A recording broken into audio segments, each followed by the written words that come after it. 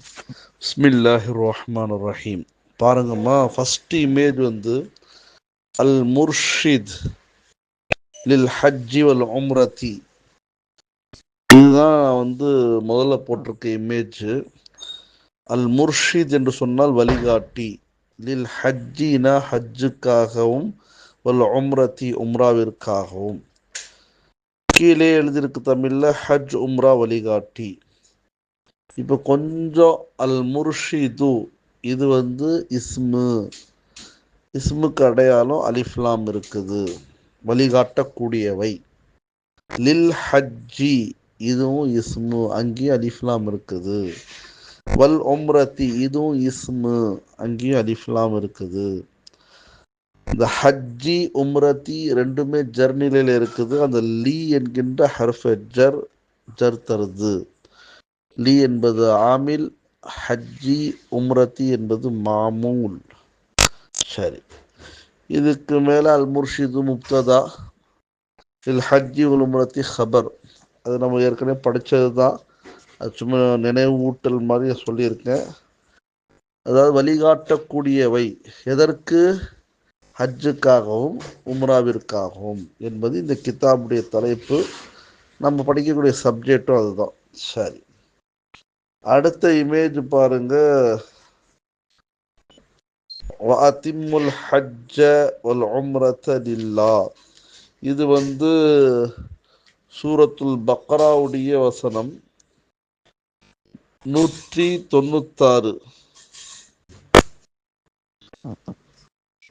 இப்போ வஅதிம்மு நீங்கள் நிறைவேற்றுங்கள், அல் ஹஜ்ஜ ஹஜ்ஜையும், வல் உம்ரத உம்ராவையும், லில்லாஹி அல்லாவிற்காக.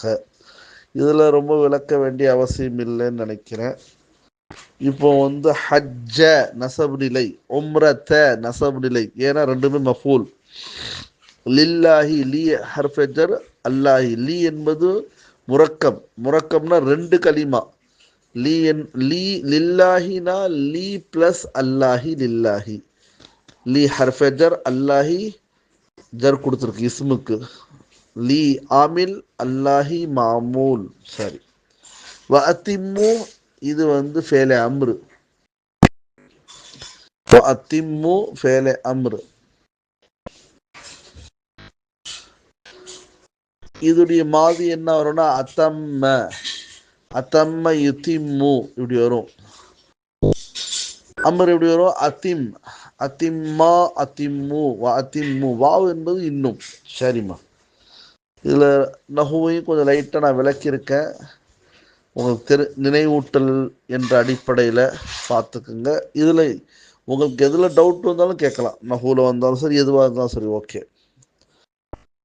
அடுத்தது என்னன்னு பார்த்தீங்கன்னு சொன்னால், ரெண்டு இமேஜ் போட்டிருக்கேன். அந்த ரெண்டு இமேஜில் பார்த்தீங்கன்னு சொன்னால், குரானில் அல்லாஹு தாலா 95வது அத்தியாயத்தில் 3வது வசனத்தில் வந்து அல்லாஹ் சொல்லுவான். என்ன சொல்லுவான்னா, வஹாதல் பலதில் அமீன். சூரத்து தீன், வத்தீனி வஸைத்தூனின்னு படிச்சிருப்பீங்க, ஓதிருப்பீங்க. உங்களில் யாராவது சிலர் வந்து மனப்பாடம் பண்ணியிருக்கலாம். அந்த சூறால பாருங்க, 3வது வசனம் வத்தீன் வஸைத்தூன் வத்தூரி சீனீன், இது 3 வசனம் முடிஞ்சிடும். வஹாதல் பலதில் அமீன். இந்த வஹாதல் பலதில் அமீனுக்கு தர்ஜுமா பார்த்தீங்கன்னா, வஹாதா இன்னும் இது, பலத் எப்படிப்பட்ட நகரம் என்று சொன்னால், அமீன் அபயம் பெற்றது, பாதுகாப்பு பெற்ற, பாதுகாப்பளிக்கும் இந்நகரத்தின் மீது சத்தியமாக என்பது அர்த்தம். இங்க நகரம் என்று அல்லாஹு தாலா சொன்ன வார்த்தை பலத் என்ற வார்த்தை. பலத் என்பது நகரத்தை குறிக்கும். எந்த நகரத்தை குறிக்கும் என்று சொன்னால், அது மக்காவாக இருக்கிறது. இப்போ இங்க நான் சொல்லக்கூடிய நோக்கம் என்னன்னா, யாராவது ஹஜ்ஜு செய்யணும்னா மக்காவுக்கு தான் போக முடியும், யாராவது உம்ரா செய்யணும்னா மக்காவுக்கு தான் போகணும். இதை தவிர்த்துட்டா வேற எந்த மதீனால போய் ஹஜ்ஜு செய்ய முடியாது, பைத்துல் முகத்தஸ்ல போயிட்டு ஹஜ்ஜு உம்ரா செய்ய முடியாது. விளங்குறது சொல்றேன். பாலவாக்கம் மஹமூதுல ஹஜ் உம்ரா செய்ய முடியாது. திருவான்மியூர் எல்பி ரோடு பள்ளி என்னுடைய பள்ளியில் ஹஜ் உம்ரா செய்ய முடியாது, எங்கேயும் செய்ய முடியாது. சரி, அப்போ அந்த ஊரை பற்றியே அல்லாஹ் சொல்லியிருக்கிறான். அப்படிப்பட்ட ஊரு என்பதற்காக இது ஒரு சான்றாக இதை அனுப்பிச்சு வச்சிருக்க, பார்த்துங்க. அதே மாதிரி பார்த்தீங்கன்னு சொன்னா இன்னொரு இடத்துல 90வது அத்தியாயம் சூரா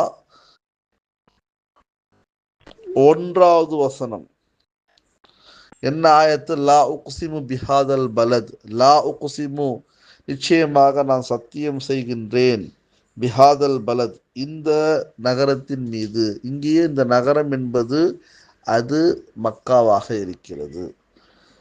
பாருங்க, மக்காவை பற்றி அல்லாஹ் நிறைய விஷயங்களை பேசியிருப்பான் குரான்ல. நான் 2 அனுப்பிச்சு வச்சிருக்கேன் இது வரைக்கும். இப்படி கொஞ்சம் கொஞ்சமாக போவோம். இதில் எங்களுக்கு டவுட் இருந்துச்சுன்னா எனக்கு ரிப்ளை பண்ணலாம். புரிஞ்சிருச்சுன்னா நெக்ஸ்ட்டுன்னு போட்டால் ஓகே. 4 மாணவிகளும் இது கேளுங்க.